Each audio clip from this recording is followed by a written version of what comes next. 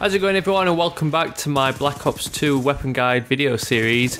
Today we're going to take a look at this Scar H, which is a veteran of the Call of Duty series. We first saw this weapon in Modern Warfare 2 and it kind of reappeared in Modern Warfare 3 as the Scar L, and now it's making another comeback in Black Ops 2 as the Scar H once again. So the Scar H fits into the game as an assault rifle and it's unlocked pretty late on in your prestige at level 40.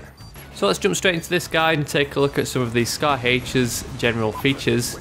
The damage figures for the Scar H come in at 45 to 24. That equates to a 3 to 5 shot kill, with headshots dropping those shots to kill figures down by 1, meaning a 2 to 4 shot kill. The Scar H in Black Ops 2 has broken the trend of the Scar having low recoil in previous games. In Modern Warfare 2 and Modern Warfare 3, the Scar H was one of the lowest recoiling weapons, but now in Black Ops 2 it's actually one of the highest. It doesn't take much for your shots to start drifting off target, and under prolonged fire you'll have to do quite a bit of compensating with your thumbstick or mouse to keep those shots on target. But one of the best features of the Scar, which has remained true throughout all the Call of Duty titles, is its nice clean iron sights. These iron sights are far from obstructive, and you could actually say that they're even less obstructive than some of the optics that you've got a choice of attaching to a weapon. This has always meant that you've got a free choice of attachments rather than it kind of being mandatory to fill up one of those attachment slots with an optic of some kind. But moving on, let's take a look at some more detailed stats of the Scar H in Black Ops 2. This magazine weighs in with a typical 30 rounds, and that can be extended to 40 rounds with that extended clip attachment. The Scar H in Black Ops 2 reflects the Scar H in Modern Warfare 2 with its fire rate of 625 rounds per minute.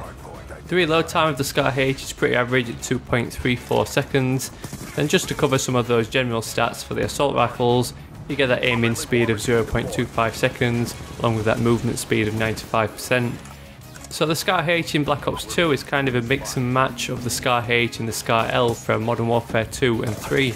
In Modern Warfare 2 the Scar H was a high damage, slow firing weapon, whereas in MW3 its fire rate was increased to 750 rounds per minute, but it quickly dropped off to that 20 damage figure at long range, meaning you need those 5 shots to kill.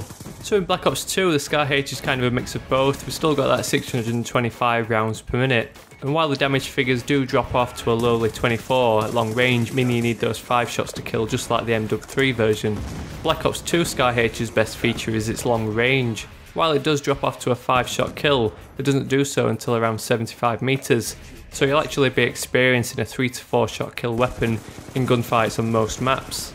Both the Scar H and the Scar L in previous games were pretty good weapons, but they were nowhere near overpowered, so it's a shame in Black Ops 2 we've now got quite a high recoiling Scar H. This one drawback alone makes it pretty mediocre and doesn't really make it a good choice aside some of the other assault rifles. Keeping that slow 625 rounds per minute fire rate, those pretty decent damage figures along with its nice range, plus low recoil would have made it one of the best weapons in the game, and it would have been a good alternative to the FAL plus select fire configuration that's so popular in game. As it stands now, the Scar H is probably best compared to the AN-94. Both weapons have that slow fire rate, whereas the Scar H, while it has higher range, the AN-94 comes out with lower recoil.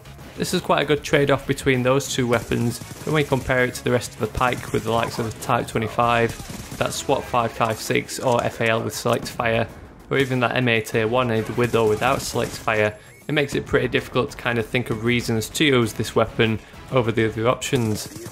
But the Scar H has always been a fan favourite, so that alone might be a good enough reason for you to play around with it in game. So let's take a look at my recommendations of attachments that you might want to go for.